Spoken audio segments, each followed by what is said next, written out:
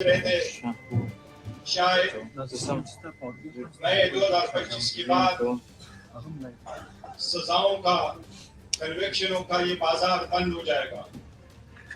इंसाफ का बोलबाले की तरफ हम चल पड़ेंगे।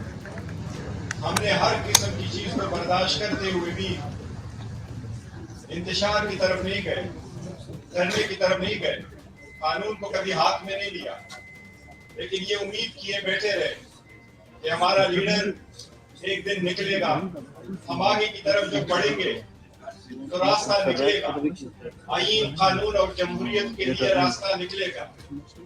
लेकिन हर आए दिन जब ऐसे फैसले आए जो आईन कानून के मारवा, जो आवाम में एक मायूसी की लहर फैलाए, तो जमहूरियत के लिए खाक दुआ करें।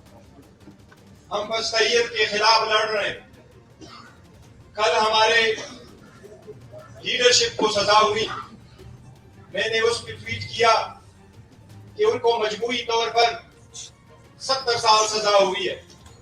आज एक और फैसला आने वाला है, उसमें उस लीडरशिप को फिर वही तवक्को की जाती है कि 10-10 साल की सजा हो।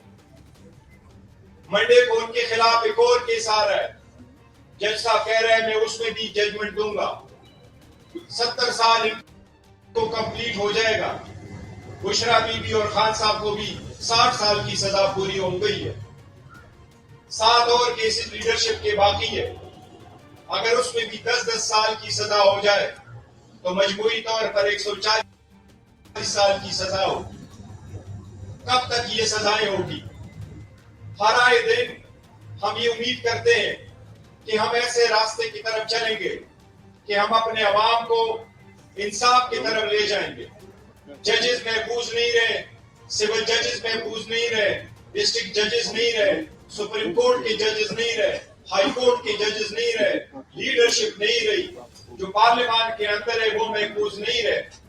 तो इस मुल्क में लिटरली असद कैसर साहब बार बार कह रहे हैं और मैं अक्सर उनको कहता हूं कि ना कहो, लेकिन मजबूरी है कि ये कहना है कि बाकी मुल्क में लिटरली माशाअल्लाह है।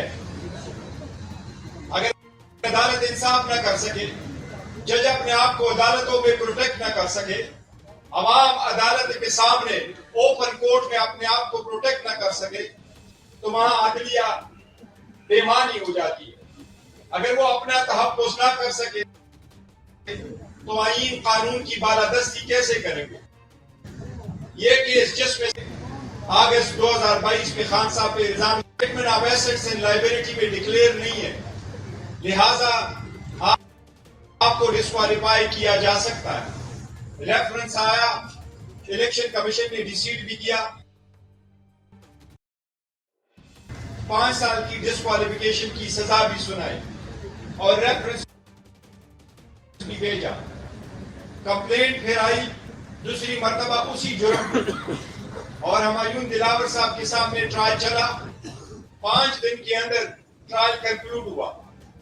न हमें मांगे हुए कागजात मंगवाए गए उसी एलिगेशंस पे, और दोषखाना 1 जिसके 78 आइटम्स थे, जो आइटम्स सारे डिक्लेयर थे, उस पे दोषखाना ने बुशरा बीबी और खान साहब को सजा दी।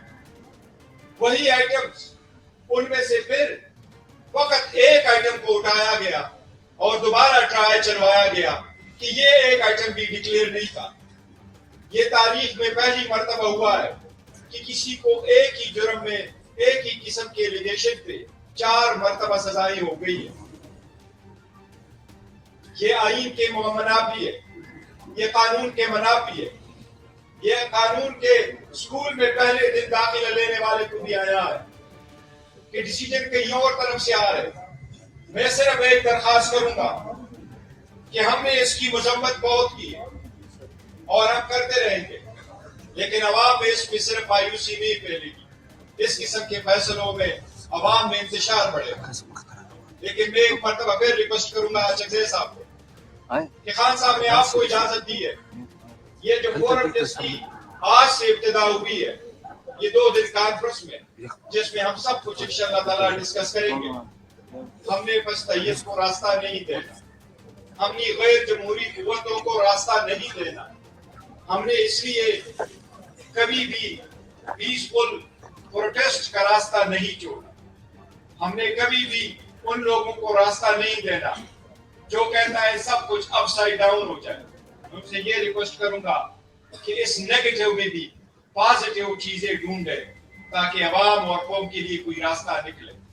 خان صاحب اگر جیل میں ہیں تو وہ جرم کی سزا نہیں کاٹ رہے، وہ عوام کی آزادی کے لیے باہم بیٹھے ہیں. جب عوام کو آزادی ملے گی تو وہ لیڈر باہر ہوں گے. مجھے امید ہے انشاءاللہ تعالیٰ وہ دن بہت جلد آئے گا. ہم کوشش کریں گے انشاءاللہ تعالیٰ کہ وہ ہمیں دن جلد نصیب ہو. ہم کوشش کر رہے تھے کہ شاید 2026 میں جب ہم انٹر ہوں گے تو ایک نئے سال کے ساتھ، ایک نئی امید کے ساتھ، ایک نئی راہ لے کے ہم جائیں گے.